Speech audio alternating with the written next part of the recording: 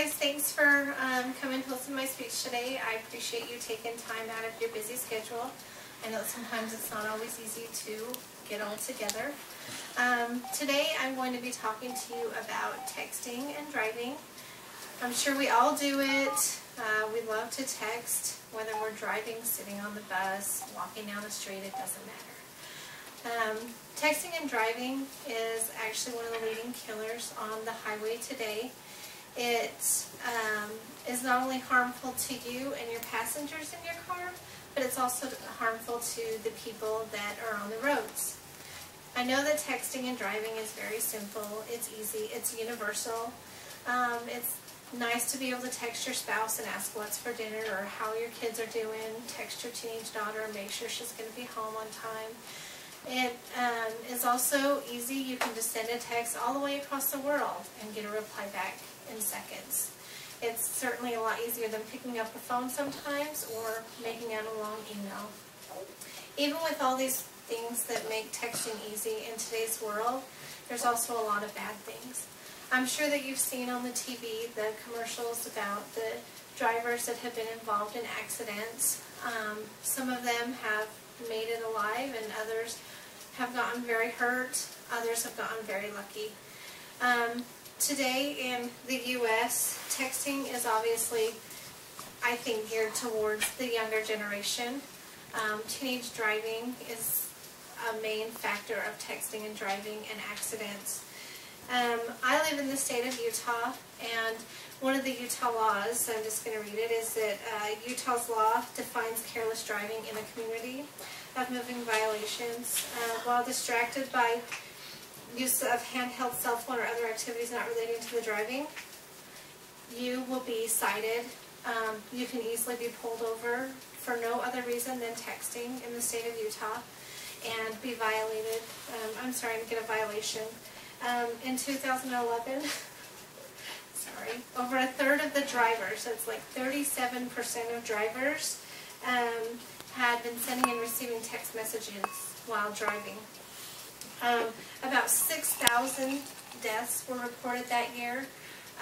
This year in 2012, the death toll is almost at 1 million text and driving accidents and deaths. So you can see it's definitely not something to mess around with. It's something that you need to take very seriously.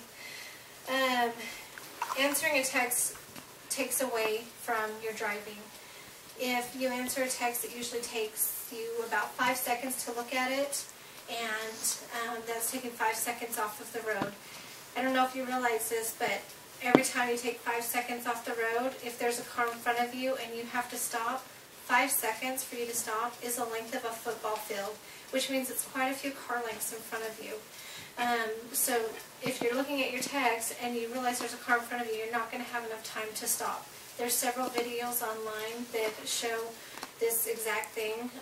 There's one that I have on my forum that I could show you guys later that actually shows a bus driver in Texas that was a community bus driver, and he was texting and smacked the car in front of him, did not even stop, and the other car, hit the others and so on and so forth.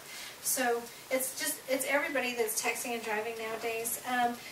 The text messaging creates a crash risk of 23 times more likely to crash than if you're not texting and driving. There's several things that you can do to stop texting and driving. They actually have an app on smartphones where if the phone feels more than 10 miles an hour of vibration on it, then it will put a lock on it, so it will shut your phone off and you cannot text while it feels that vibration. There's also little messages that you can leave on your phone while you're driving that say you're driving right now and you'll call back or you'll text back. They could be an instant reply to all your texts. Or you could simply turn your phone off or move it off to the side. I know turning off your phone is not always a likely thing because if something were to happen, you'd want to be able to have your phone quite handy. But moving it off into the cup holder or somewhere where it's not constantly vibrating or ringing right next to you is definitely something you can do as well. You can also take the pledge. There's so many websites, and even AT&T has a commercial right now about taking the pledge to not text. They're just asking you that you sign up to take a pledge. That means you're not going to text, and that you're going to just try to be a safe driver. You can always use hand-free devices as well, and those always seem to work, whether you're texting or you need to make a phone call, anything like that. You can always do hands-free or Bluetoothing. You can simply just pull over. If you really need to answer your text, just pull over. It's a lot safer than causing a car accident that could end up killing somebody. And then the mobile app is called Mobile Lock Plus, just in case you guys are interested.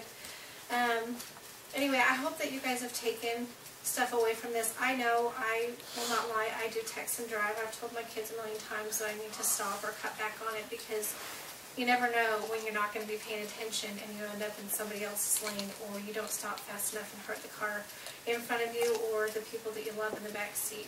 So just really think about this, and like I said again, there's several videos online that you guys can look at, and I hope you know that this is very, very serious distracted driving. So thanks so much for listening to my speech. I appreciate it.